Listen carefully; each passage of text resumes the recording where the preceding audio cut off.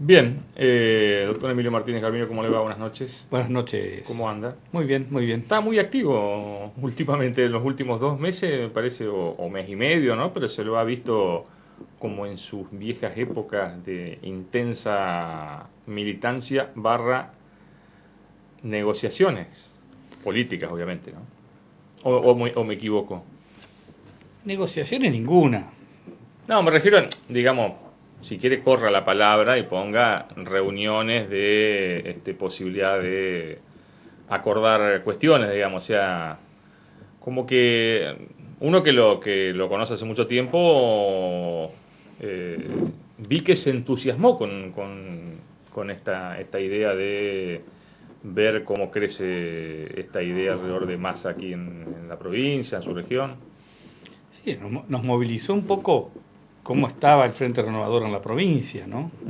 A partir de allí empezamos a tener diálogo con los distintos sectores que están amparados en el paraguas de Massa para buscar unificar posiciones, limar asperezas, con suerte variada, con suerte variada.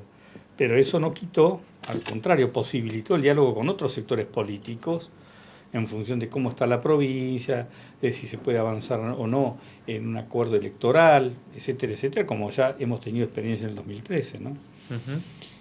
Y bueno, creo que hay un gran estado de incertidumbre, porque por un lado las cuestiones nacionales no se resuelven y por otro lado en particular en la provincia de Entre Ríos está esa sospecha que se adelantan o no las elecciones y que eso también cambia el panorama. Yo no sé si lo vio al ministro Val cuando hablamos el lunes pasado. A mí me dejó la sensación como que hay una idea que no la quieren decir de adelantar las elecciones. No sé, no sé, me dio esa sensación. Quizá me equivoque, ¿no? Yo tengo la impresión de que el gobierno no sabe cuál es la mejor decisión, si adelantar o no, porque adelantando las elecciones quitan del cuarto oscuro las figuras de los presidenciables, es decir, Ujú. de Massa, de Scioli, de Macri, etcétera. Y queda solamente en pie, eventualmente, si fuera como candidato a una posición menor, la del gobernador actual, Sergio Uribarri, que hay que ser objetivo, es quizá el político que mejor mide, entre comillas, en la provincia de Entre Bueno, Ríos. pero hubo una definición muy contundente, me parece, de Adrián Fuertes, también la semana pasada, diciendo el día que Uribarri no tenga ninguna chance y decida que no tiene eh, más camino para recorrer en su pretensión presidencial, va a adelantar las elecciones y se va a poner en la boleta primer diputado provincial, no sé. Esto lo afectaría, me parece, a la oposición, ¿no?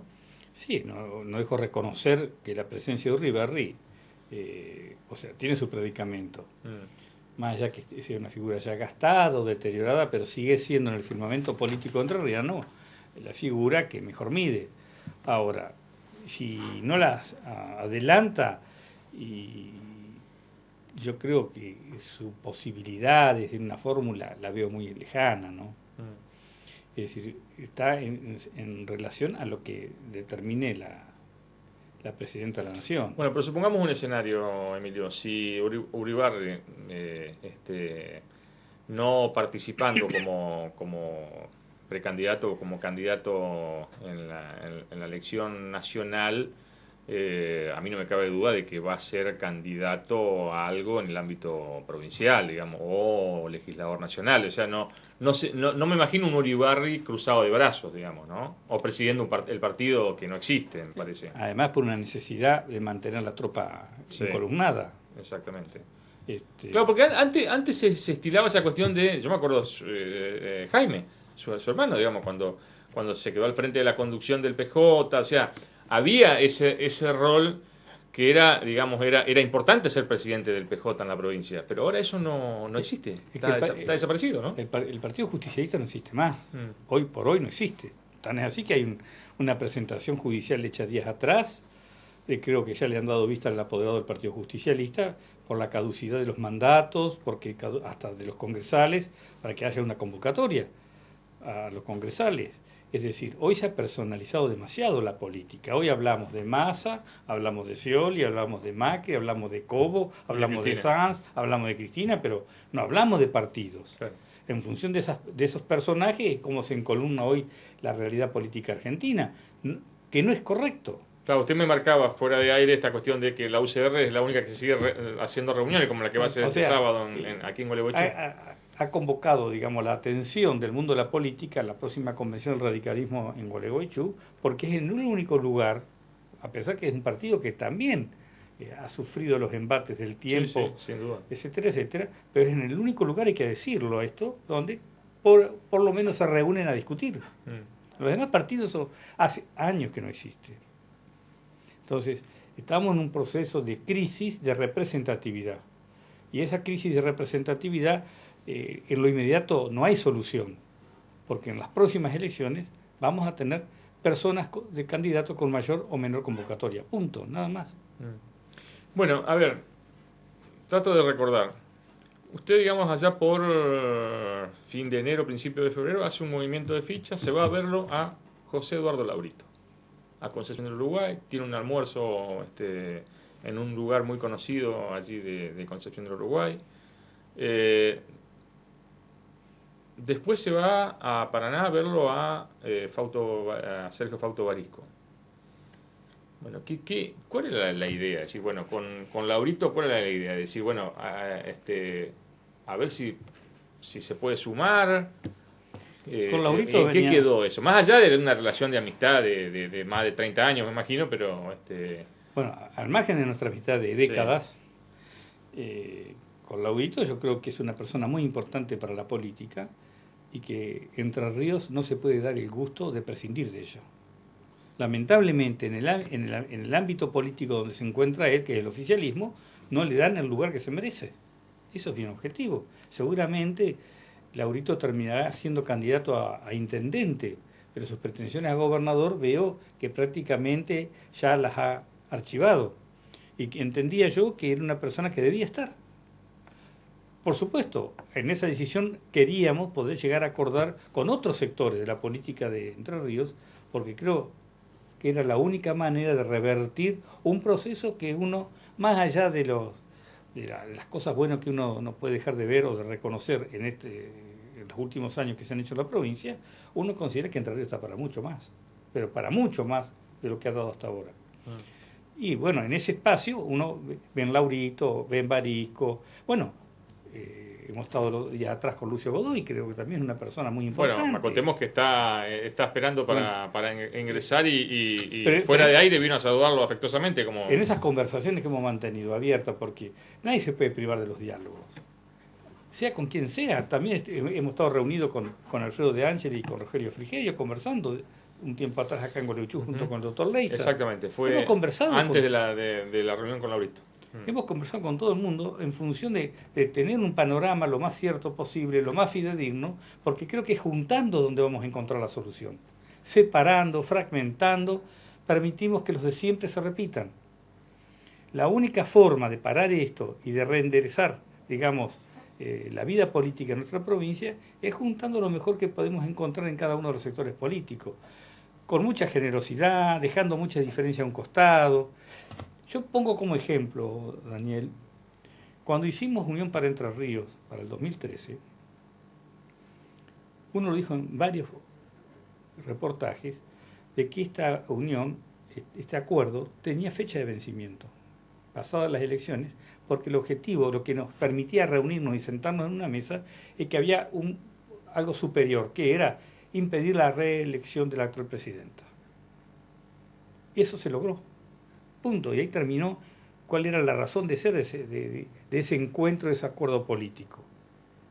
Yo creo que ahora el objetivo tiene que ser cómo, de alguna manera, volvemos a revalorizar las instituciones, que no es un dato menor, que no es un dato formal, que tiene mucha importancia, porque cuando funcionan las instituciones, por ejemplo, la corrupción disminuye notablemente, la injusticia disminuye considerablemente, la desigualdad social disminuye, pero tenés que tener instituciones que controle, que cumplan con su rol, etcétera, etcétera. Cosa que hoy no existe. Cosa que hoy no existe. Lamentablemente aquí, Hoy no existe. hoy en la provincia, el Tribunal de Cuentas no existe, Contaduría General de la provincia no existe, digamos, Entre como Ríos, controles, como la Fiscalía de Estado está desaparecida, digamos, ¿no? Entre Ríos repica lo que pasa a nivel nacional.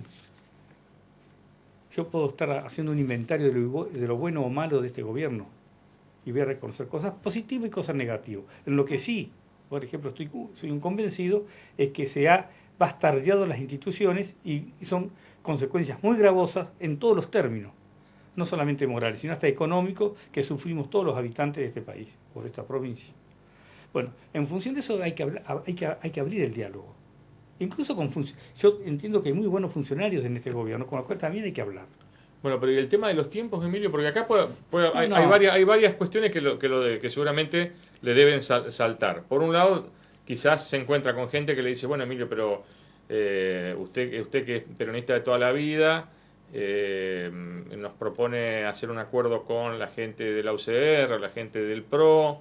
O sea, eso se va a encontrar con un lado. O sea, que usted ya se lo encontró, digamos, en la elección anterior. Esas cuestiones hubo gente que le reclamó, digamos, ¿no? Pero yo desde el 2003 que vengo pregonando estas ideas. ¿Qué fue la concertación entrerriana? Uno se fue del PJ, no porque dejara de ser peronista, sino porque veía que eran estructuras ahogantes y que cada vez iban muriendo. Y el tiempo nos dio la razón. El tiempo, fíjate vos quién era el que manejaba el justicialismo en el 2003, el doctor Busti, que termina yéndose también del PJ. O sea, no estábamos errados. Bueno, de hecho, Kirchner, quizás digamos, hicimos un discurso fuera del PJ. Quizás hicimos un discurso que la gente no nos entendió en aquel entonces. Y se dejó de llevar, digamos, por las cosas más inmediatistas, más de corto plazo. Quizás hoy digamos algunas cosas que tampoco nos vuelvan a oír y caigamos en los mismos errores. Volvamos a repetir. Esto es como lo que decía Newton, ¿no? Que la esquizofrenia es tratar de pensar de que haciendo siempre lo mismo vamos a tener un día un resultado diferente. No, vamos a tener siempre los mismos resultados. O sea, la pobreza sigue igual, la desigualdad se ha digamos, potenciado, la calidad educativa ha caído, la inseguridad cada vez mayor. Y en este proceso, ¿no?, tiene mucho que ver quienes hoy gobiernan. Porque no están desde hace 2 años, esta etapa viene hace 11 años, pero muchos vienen de antes todavía. Entonces, ¿cómo de alguna forma corregimos esto? No en forma traumática, no en forma violenta, sino a través del diálogo, concertando 4 o 5 ideas fuerzas, dejando las diferencias porque existen. Siempre van a existir las diferencias. Pero cambiemos la forma de encarar los asuntos. Siempre nos sentamos en una mesa en términos políticos con dirigentes de otras fuerzas y hablamos de nuestras diferencias. Entonces es imposible avanzar. Cambiemos, empecemos por la punta, ¿cuáles son las cosas que nos pueden unir? Bueno, espero porque yo le había dicho, por un lado se va a encontrar con esto, que usted me lo responde, pero y por el otro se va a encontrar con la cuestión de los tiempos. ¿Y los tiempos? Dan los tiempos. Yo creo, Daniel... o sea, y con cuánta generosidad, o sea, usted habla desde la generosidad, y esa generosidad se ve en los otros. No, yo lamentablemente, si vos me decís, ¿cuál es el balance de estos 2 meses que recorrimos la provincia? Y tiene muchos interrogantes. Creo que no hemos aprendido. No hemos ni aprendido del caso Nisman, que más allá del hecho de la desaparición de Nisman, la marcha del 18 de febrero fue realmente una interpelación a la sociedad. Sí, sí. El pueblo en forma silenciosa se manifestaba y la dirigencia, cada uno fragmentado y pensando en su chacrita y cómo se posicionaba a partir de ese hecho lamentable políticamente en función de las elecciones. Y ese escenario lo están viendo todos. Veo que hay poca generosidad, poco entendimiento de que hoy se necesita del aporte de muchos sectores y de muchas personas que tienen mucho para aportar, pero la política sigue siendo para unos pocos y a veces esos pocos se conforman que la gente de alguna forma tenga diatribas o tenga enojo con la política, porque de alguna forma con eso se garantizan de que nadie participe. Veo eso, una sociedad muy complaciente, que ahora se compromete, entre comillas, se preocupa, mejor dicho, porque le está faltando una moneda en el bolsillo. Pero si hemos llegado al caso Nisman, como otros casos, miremos para atrás y veamos que esta sociedad fue permitiendo una cantidad de cosas. Por supuesto. Miraba y no veía. Por supuesto. sea, no llegamos por carácter transitivo, digamos, Esto, por ósmosis. como pueden seguir sucediendo hechos inesperados, porque en este país está todo fuera de madre, como se dice. Yo siempre, incluso en este programa, y vos me lo has sentido más de una vez, si hay algo que yo recomendaría que todo el mundo se pusiera a leer el libro de Carlos Nino, Argentina, un país al margen de la ley. Escrito en el año 90, que es la mejor radiografía del momento y quizás donde mejor se ve el futuro de nuestro país.